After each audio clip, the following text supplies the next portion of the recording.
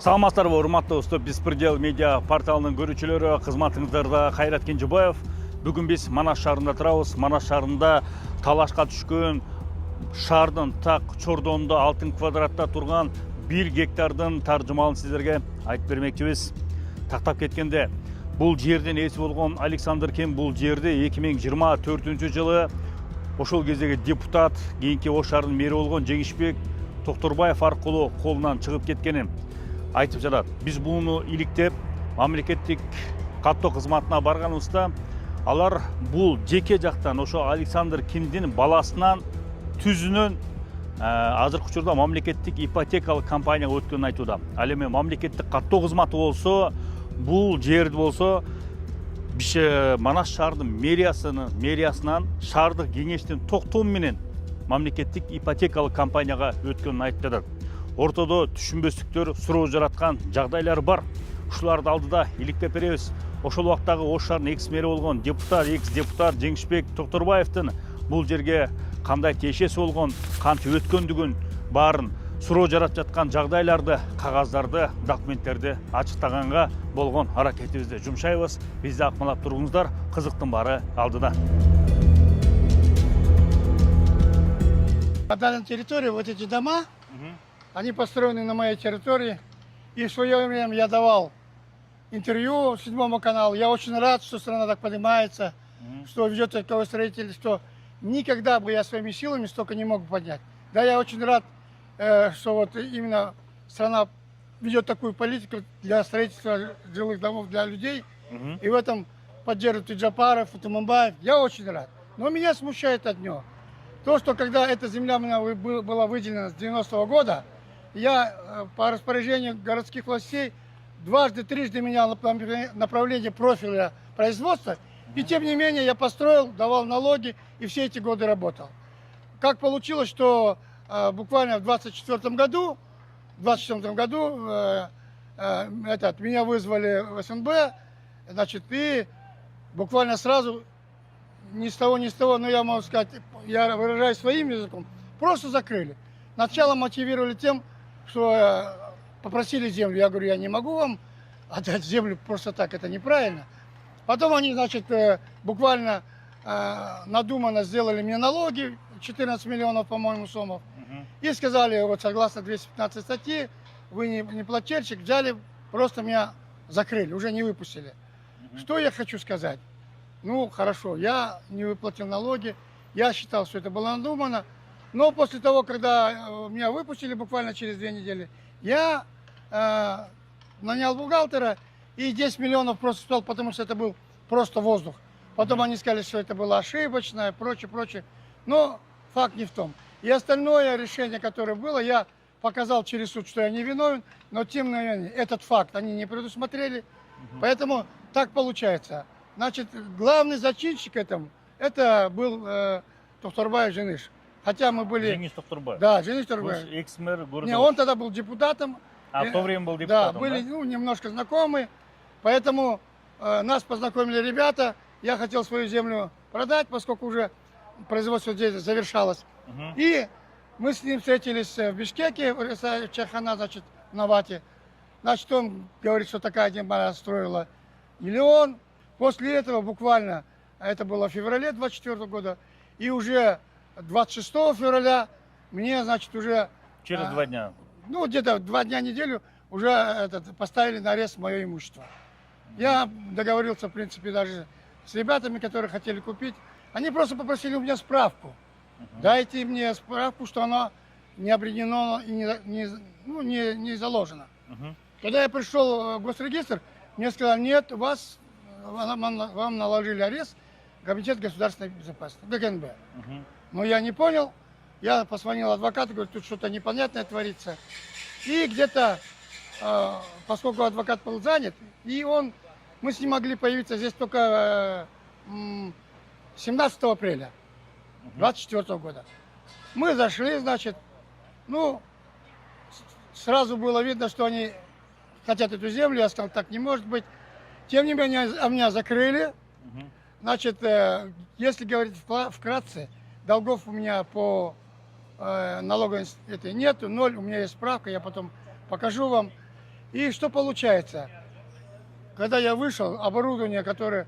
Да, я вроде попросил Джинишбека, чтобы он помог мне, поскольку он торопил. И оборудование было вывезено. У вас на этом участке был завод? Да, завод действующий просто был остановлен, поскольку газ подорожал. Ага. Из 5 сомов стал 17. И раньше мы договор подписывали Керзнефтегазом, а тут в каком-то мере он стал отказывать. И по 17 сом это было невозможно платить, поэтому пришлось остановить. Даже когда при пандемии мы давали газ, кислород, мы давали больницам бесплатно, потому что понимали. А здесь получается, как? Они меня закрывают, я когда выхожу, после того, как я подписал все документы, они выпускают, я выхожу, тут все уже открыты цеха, разбомбленно. Ну, Женис говорит, давай тебе неделю срок увози, все. Я не знаю, каким он боком здесь. Но, тем не менее,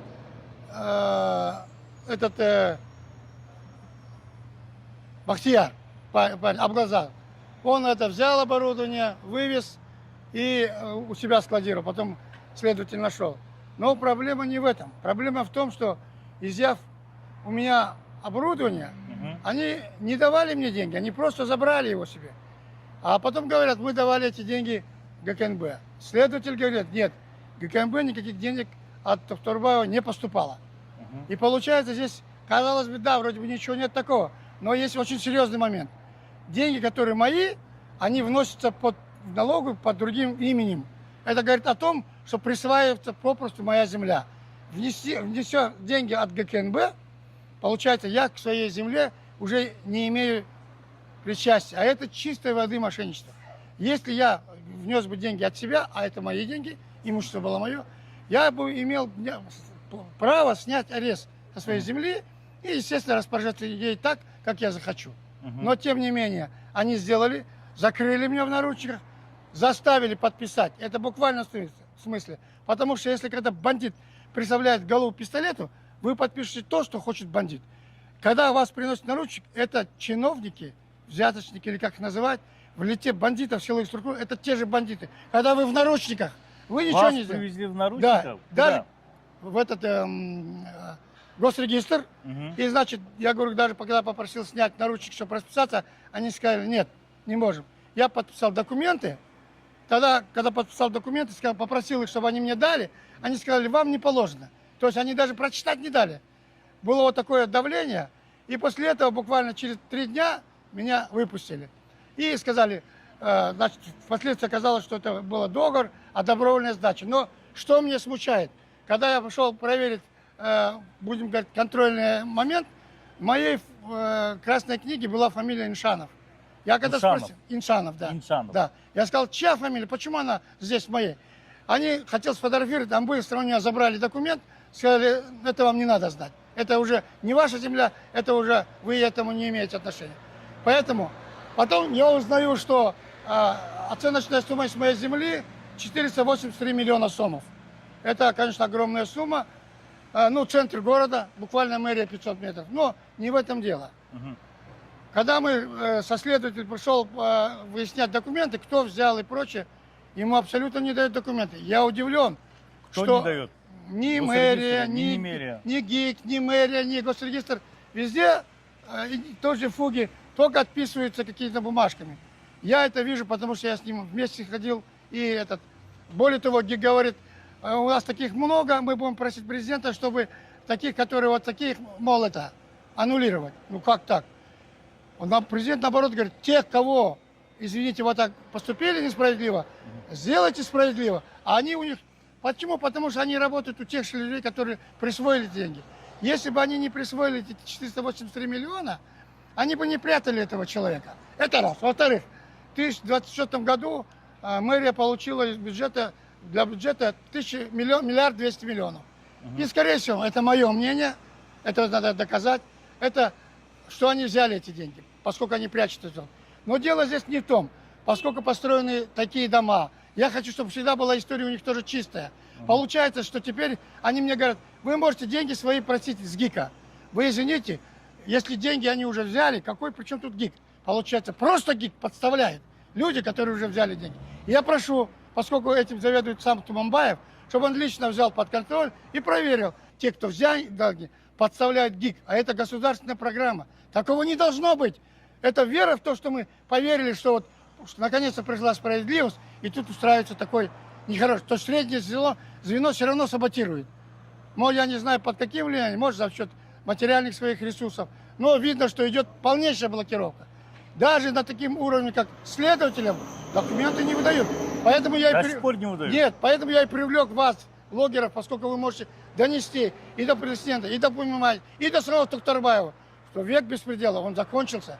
Нельзя так поступать с людьми. И если мы будем справедливы всегда по отношению к соседнему человеку, тогда будет справедливость. Всегда надо рассматривать вопрос только с этой стороны. Если будет несправедливость ко мне, завтра будет несправедливость и к другим. И это будет повторяться, и в конце концов государство просто перестанет существовать как правовое государство. Да, у нас Конституция очень прекрасна. Да, президент ввел, но исполнение ее, она не совсем иногда правильно воспринимается другими.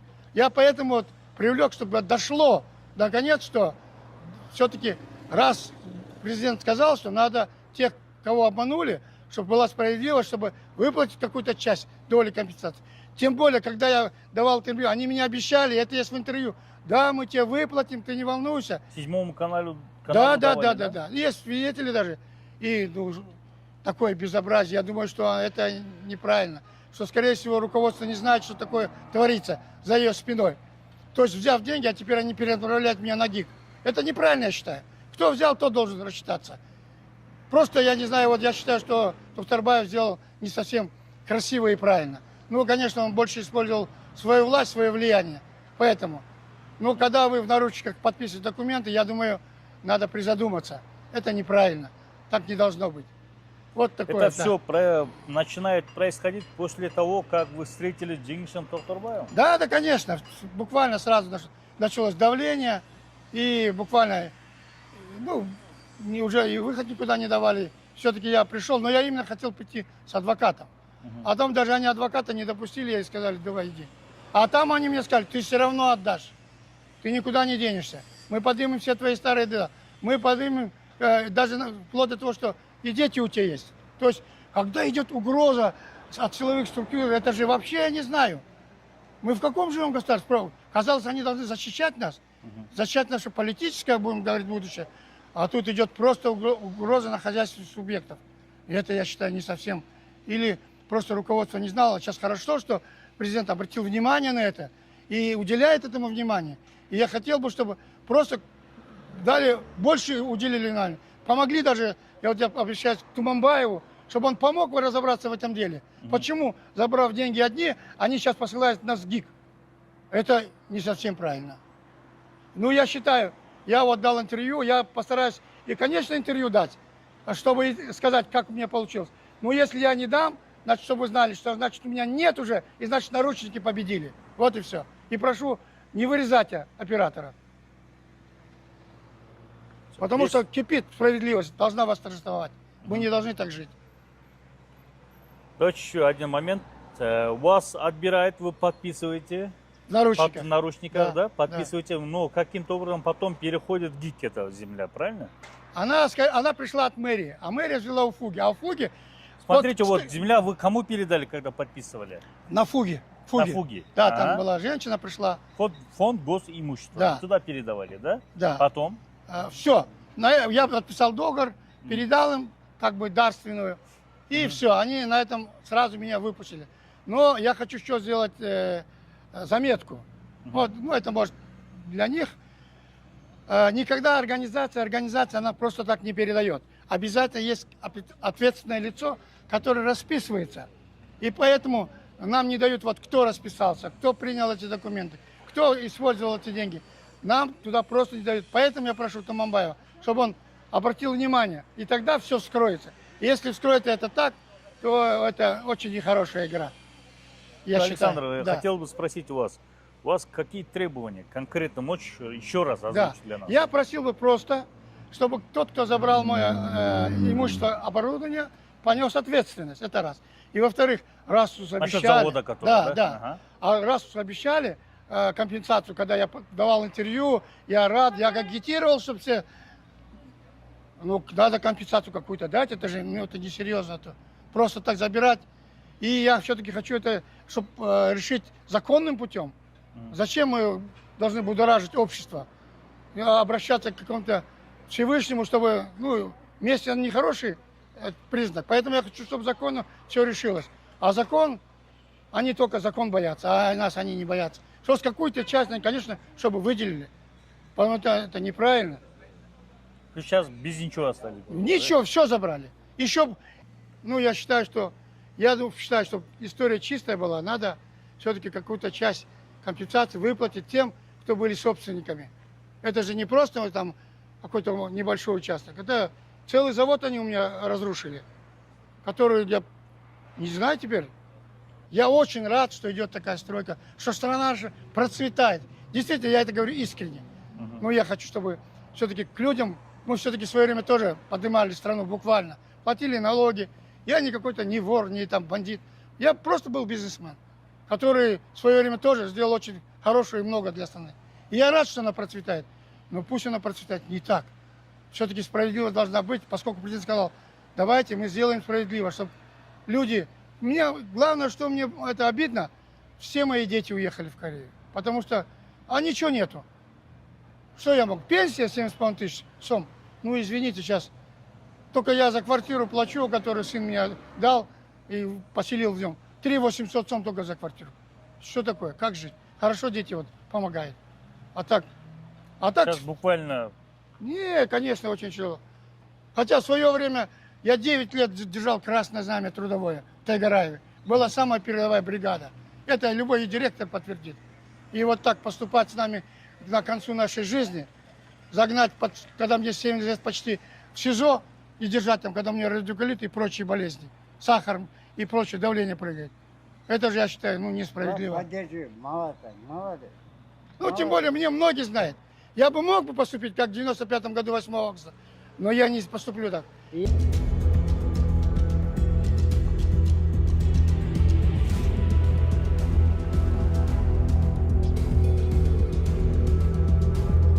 Азыр мамлекеттик каттуу кызматына келдик. Жалал Абад филиалына кирип көрөлү.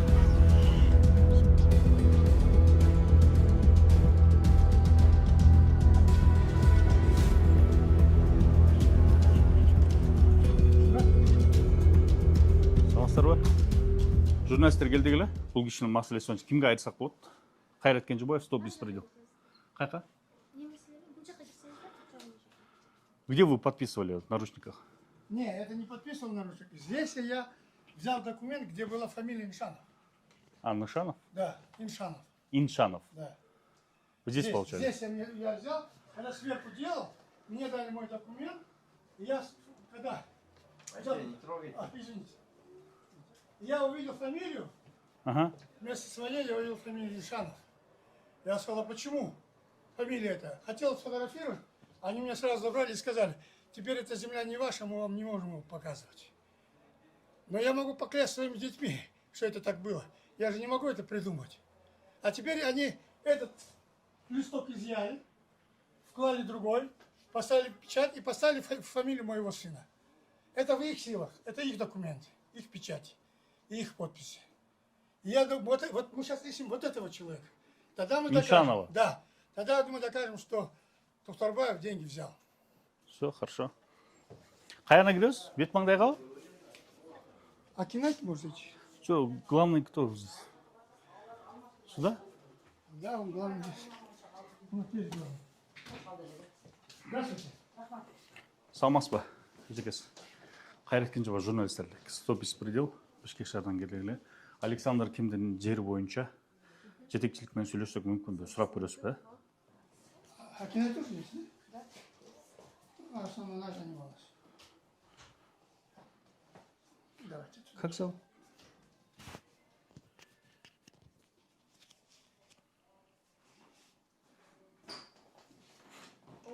Киресек болот? Александр. Коштойбуз. Ассаламу алейкум. Кайрат Кенжебаев, Стоп беспредел, башкы редактор.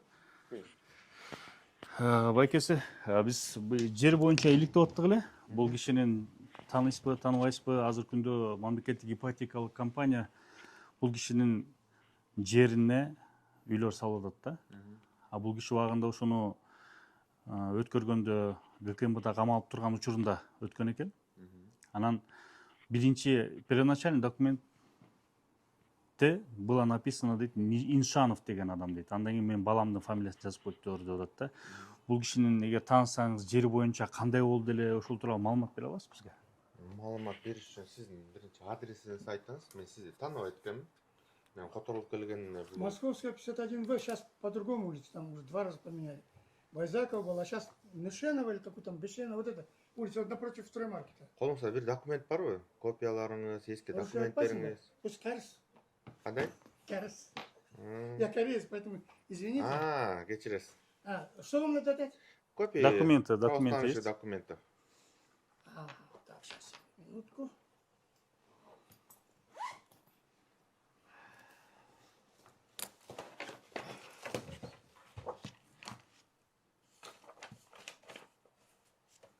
Ну, надо. Баке, слава. Азыр, бир секунд.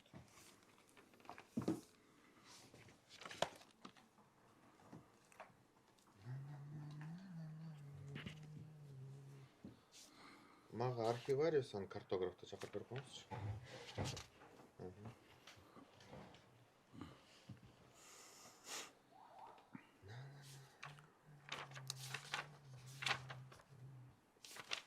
Давайте архивное дело ваше поднимем, на основании чего было переход права, уточним. У вас просто вижу старый техпаспорт, правоустановочные документы, принадлежащие только вам. Не, вот есть же. А на основании чего был переход права, вы выдавали доверенность, сидя в СИЗО, или как? Дело было так. Когда я сидел в СИЗО, меня закрыли, следователь Радбек Акунов вызвал сына и сказал: привези красные книги. Красные книги. И он привез. Он привез ее, изъял, там есть расписка, кстати, что он изъял. И после того, когда меня выпустили, я сюда пришел, хотел установить границы. Там у меня еще одна спорная территория с этим Мирланом Ментишеевым. Я попросил документы. Я зашел в отдел, меня послали. Мне дали мою книгу, мою же. Но уже было с другой фамилией, Иншанов. Я говорю: а почему фамилия другая? Я же в Фуге подписал договор. Хотел сфотографировать, они у меня взяли документ, говорят: это теперь не ваша земля, и не дали ничего, не сфотографировать ничего. Вот и все. Интересно. Мы просто ищем, кто передал Фуге, кто передал мэрии, кто передал... Как вот это? Как? Вот забываю вот эту компанию почти. ГИК. Понимаете, организация не может передавать. Есть ответственные. Нам просто не показывают и не говорят. Вот это что удивительно. Срочно архивный готов переполнился. Именно вот этот адрес, правильно? Да. Ну, только один адрес. Как вас величать? Туманбаева, Байзака, 51. Да. Самат меня зовут. Самат, может, да. Самат. Дело в том, что лист заменен. Новый там. Я говорю: а где тут лист? Они говорят: Нет, давайте сначала архивное дело посмотрим. Хорошо, Самат. Из этого вывода сделаем. Я согласен. Согласны? Да. Ну, потому что мне даже это не показывали.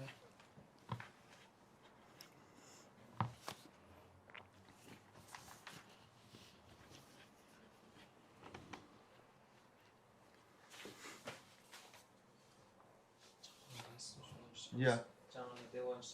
А был талон уже, код варкан. Берешь? Так, пожалуйста. Давайте посмотрим. Архивное дело анан келсин, ошого жараша ичин көрөлү. Кандай экенин, эмне экенин. Кантип фамилияңызды өзгөртүп коюптур. Болушу мүмкүн эмес. Самат, потому что я не передавал. Ну да, это Вы должно Фуги быть передавали, обязательно. правильно? Это я должен передать. Я Не, же, если вы в СИЗО сидели, как вы могли я же передать? дарю, я это должен все делать. Земля моя. А вот это сделали без меня. Вот и вся песня. Управление земельными ресурсами города Джалабад. Откроем передачу.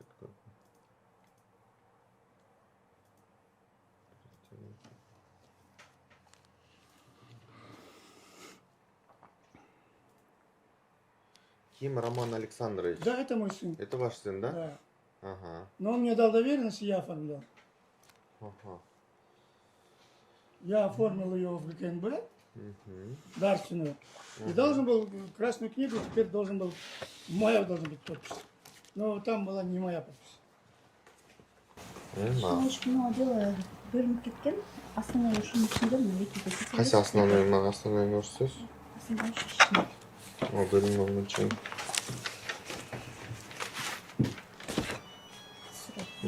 Все, ушел керек. Все, рахмат. жаңары. Вот, барышня. А вы, по-моему, раньше тоже здесь работали? Нет, я здесь никогда не работал. Нет? Я здесь первый раз. И вы не местный? Нет. Я перевелся вот уже. В понедельник я утром сюда пришел. Бишкек. С Бишкека, да, сюда. С Московского района. Ким Роман Александрович. Мгм. Мгм.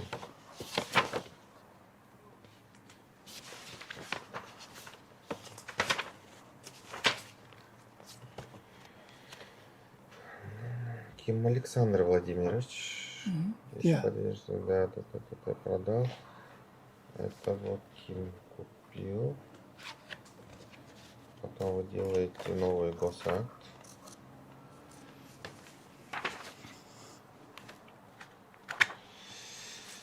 Паспорт можно ваш?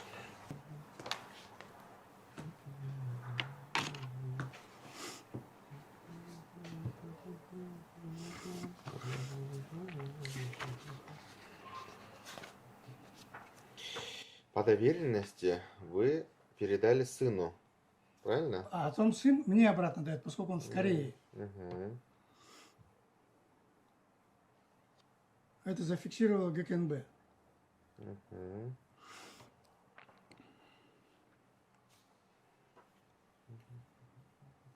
Это когда Осмонов хотел купить и деньги не дал, он доверенность сделал на меня, а поскольку нельзя оформлять на себя, я оформил на сына. Вот так это выглядело.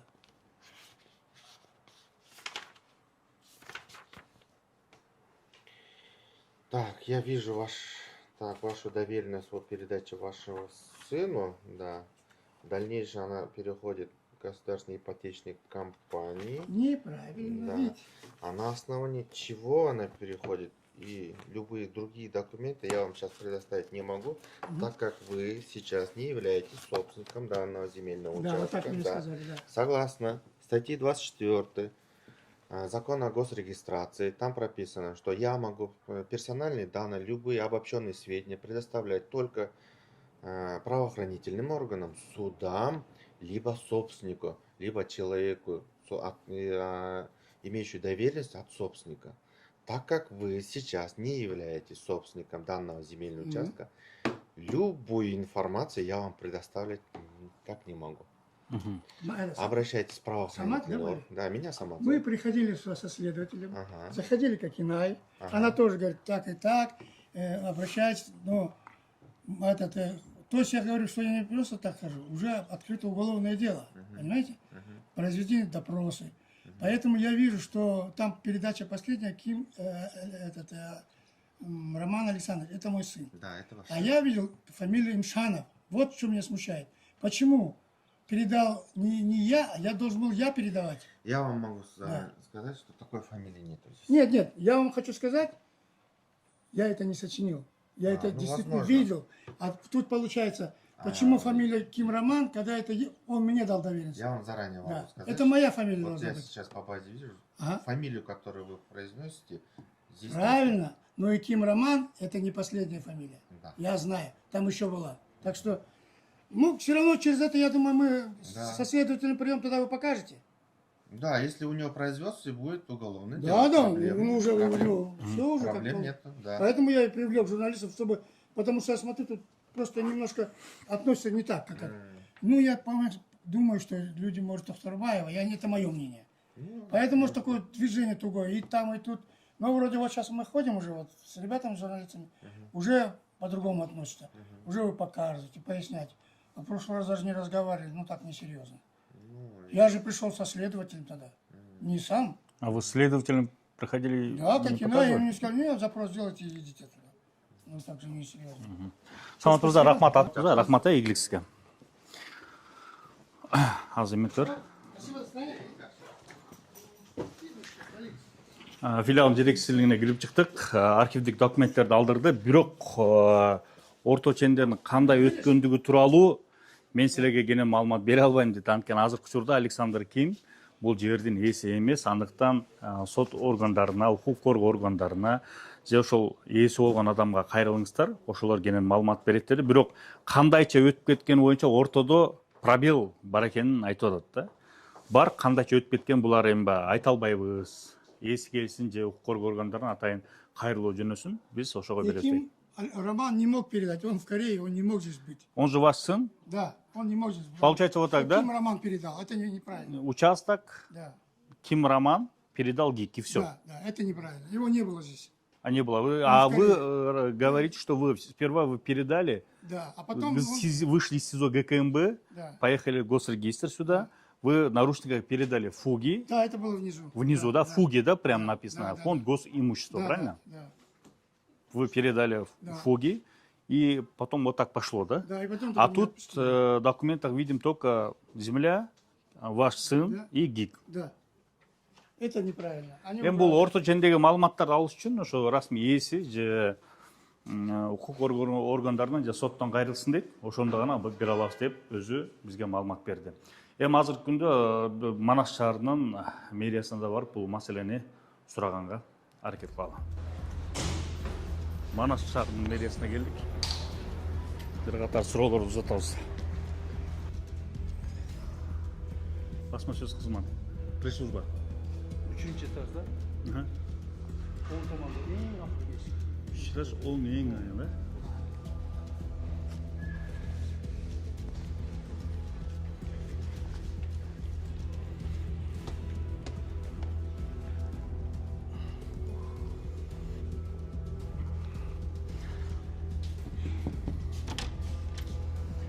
Assalamualaikum der. Пресс-служба kim? Пресс-служба.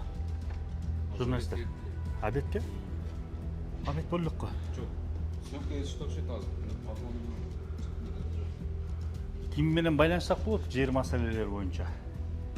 Кимге кайрылабыз? Пресс-служба ошол жакта, жолдо жер боюнча деген маселе. Сизге кайрылабызбы? Милдетин аткаруучу ким?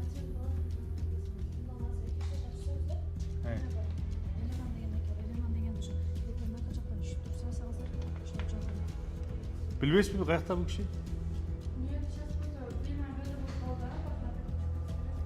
12 өлүк обедке 8 мүнөт бар го. Биякта эмне 11 эле обедке кете бересиңерби? Обед көрүпсү. Манас шаарынын мэриясынын ичинде жүрөбүз. Азыр улам тиги кызматкерге баргыла, бул кызматкерге баргыла деп аягы келип, Омошов Элеман Кеңешбековичке келдик. Жер ресурстар башкармалыгынын башчысынын орун басары дейт. Бирок бул жакта бир 11:30 баштап эле түшкү тамактанууга кетип калышат экен. Көбү жок. Азыр мына 12 болду элек, элдин баары жок. Бул кабинет жабык, каттоо бөлүмү жабык. Келсең адамдар жок. Кетип калыптыр да эми. Бу жака такташыбыз керек эле. Кандай болду, эмне болду? Фугиден бияка бул кишинин жери, Александр мырзанын жери, Александр Кимдин жери. Бул киши өзү айтып атат, фугиге өткөрүп берген деп. Демек, бул кишинин ою боюнча фугиден булар мэрияга өткөрүш керек болгон, мэриядан акырында ушундай мыйзам менен өтүш керек болчу деп айтып атат да. Ошол нерсени тактайлы деп Манас шаарынын мэриясына келгенбиз, бирок азыркы учурда кабинеттер жабык.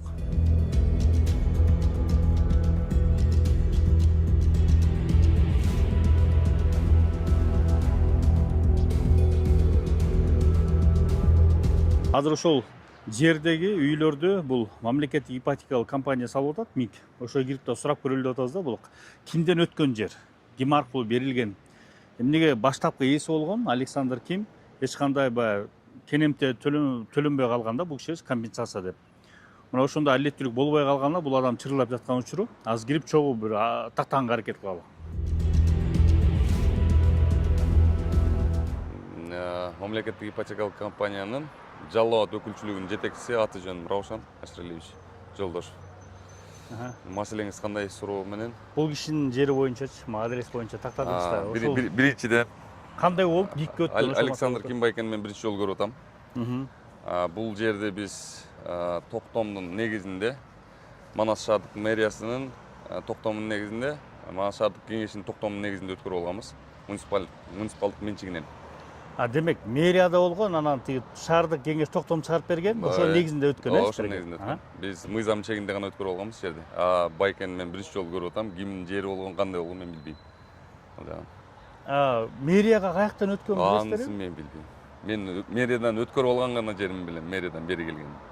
Мэриядан бери келгенлер. Эмне токтом, кандай нерсе болгон, себеби эмне болгон өткөрүп бергенге же мамлекеттик жер ошол жерге ГИКке салгыла деп берди эле же кандай? Мамлекет как это? Токтомду мамлекеттик ипотекалык компанияга өткөрүп берилсин деген токтом чыгарып берет да. Негизи баардык жерде өткөрүп атканда ошондой бир токтом чыгарылат, негиз. Булардын токтому ошол негиз болгон, ошонун негизинде өткөрүп алганбыз. Мэриядан ошол шаардык кеңештен муниципалдык жер деп өткөнбү? Муниципалдык жерде өткөн. Документтер кандай болгон? Кызыл китеппи же кызыл китеп эмеспи? Кызыл китепти өткөрүп алганбыз. Кызыл китеп эмес, көк китепти. Көк китеп. Бессрочное пользованияда өткөрүп алганбыз. Эмнеге бул мамлекеттик каттоо кызматы бул кишинин баласынан эле түз эле ГИКке өткөн деп бизге маалымат берди го? Ал жагын мен билбейт экенмин. Шаардык кеңеш ортодо эч ким жок. Баласы ГИКке өткөргөн деп берди да. Силер кагаз жүзүндө кайрылсаңыздар, толугураак официалдуу маалымат аласыздар. Бирок шаардык Манас шаардык кеңеши өткөрүп берген. Манас мэриясынан өткөн. Манас мэриясынан өткөн бизге жер. Вы говорите, что вам жерда мэрия передала. Да. А Госрегистр говорит, что они напрямую вам передали через Ким Романа Александровича. Нет. Вот сюда. Сюда идем. Мынакей азыр көп нерсе такталып атат. Биз мамлекеттик каттоо кызматына киргенде бул кишинин баласынан эле түз өткөн деп айтылып атат. Бул жерге азыр мамлекеттик ипотекалык компания болсо бизге Манас шаарынын мэриясы Манас шаардык кеңешинин токтому менен ошол жер муниципалдык жер ГИКке өткөрүлсүн, үйлөр салынсын деп өткөрүп берген деген маалыматты айтты өкүлчүлүгүнүн жетекчилиги. Эми биз Манас шаардык мэриясына бардык. 11:30 барганбыз. Барсак көбү түшкү тамакка чыгып кеттир бары. 12-ден баштап чыгыш керек эле, бирок булар эрте эле чыга берет экен да. Барсак жок, 12 болуп элек адамдар түшкү тамактанууга чыгып кеткен. Эми муну дагы калган иликтегенге аракет кылабыз. Мисалы Фугиге барып, бул кишинин айтымында бул жерди мен Фугиге өткөрүп бергем деп атат да. Бул жерден биз эч кандай Фугини көрө албай атабыз. Ошол Фугиден дагы тактап сиздерге чалдырып бергенге аракет кылабыз.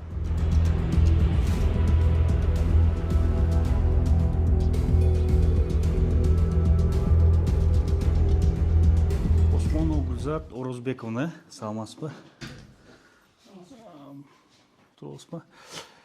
Бул киши жанакы азыр ГИК салып аткан жердеги Асман резиденциясынын артындагы жердин ээси болгон да. Бул киши Александр ким? Бияка отурасызбы? Анан биз адрес был какой? Московский 51, сейчас Малашева 51. Малаша 50, Асман резиденциясы салынып атпайбы? Ошол жерде 1 гектар жер ушул кишиге таандык болгон башындачы. Анан Жеңиш Токторбаев аркылуу ГКМ камап өткөрүп отуруп Манас шаардык мэриясына өтүп анан шаардык кеңештин токтому менен ГИКке өткөн экен. Кандай негизде өттү эле ошол тууралуу маалыматыңыз барбы? Чоң эле жер экен, 6 квадраттагы жер экен. Маалыматыңыздар бар болсо керек да. Гүлзат Орозбековна, кайсы документтер кандай болуп келген? Бул токтом боюнча айтып койсоңуз.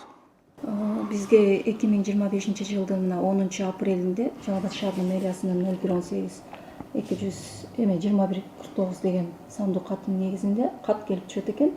Катта ошол жазып атат: Жалал Абад шаарынын мэриясы силерге төмөндөгүчө маселе менен кайрылат деп туруп, Жалал Абад шаарынын Малашев көчөсүндөгү 10754 чарчы метр жер тилкесин, ушуларды деп да башка көчөлөр да бар экен. Мамлекеттик ипотекалык компаниясынын ачык акционердик коомуна өткөрүп берүү боюнча маселени каройбуз деп сунушташат. Бул каттын негизинде биздин шаардык кеңештин курулуш комиссиясы карап, андан кийин бул муниципалдык жер экен деп ошол жерди биздикилер мамлекеттик ипотекалык ачык акционердик коомуна 22 апрелдеги 2025 жылдагы кезектеги 8-сессиянын 7-чи токтому менен өткөрүп берип атат.